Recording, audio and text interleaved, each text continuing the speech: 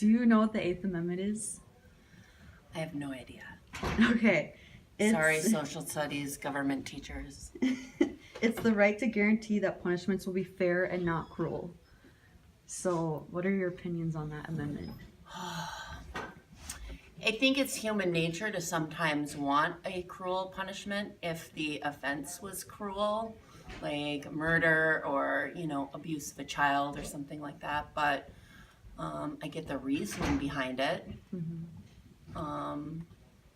So I understand it, and I think it's probably a valid amendment, but I understand when people disagree with that.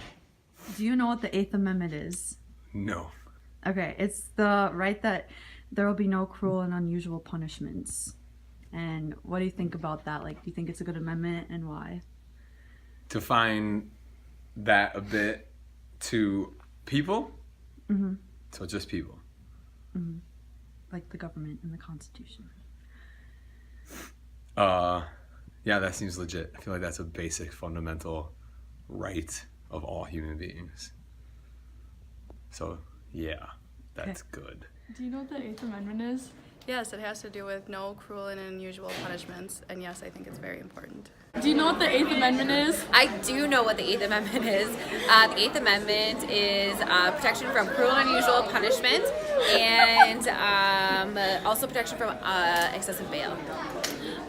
Do you think it's an important amendment, and if so, why? I do think it's a really important amendment, and the reason for that is, I just don't think we should have cruel and unusual punishment, which that definition has definitely changed over time, but I think you should have a punishment that fits the crime, and I also don't think that you should be in jail for, no reason. I don't think you should have, $1 million for, smoking dope, so.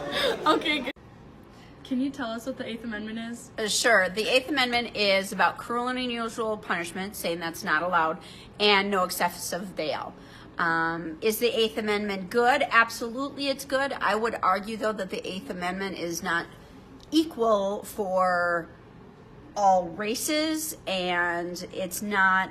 What's cruel and unusual punishment is sometimes open for interpretation in the court of law.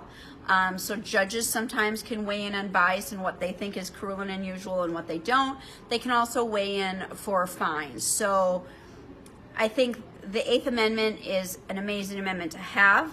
I think it's also open into a lot of interpretation, and therefore sometimes inner city can be treated very, very different than, say, suburbia.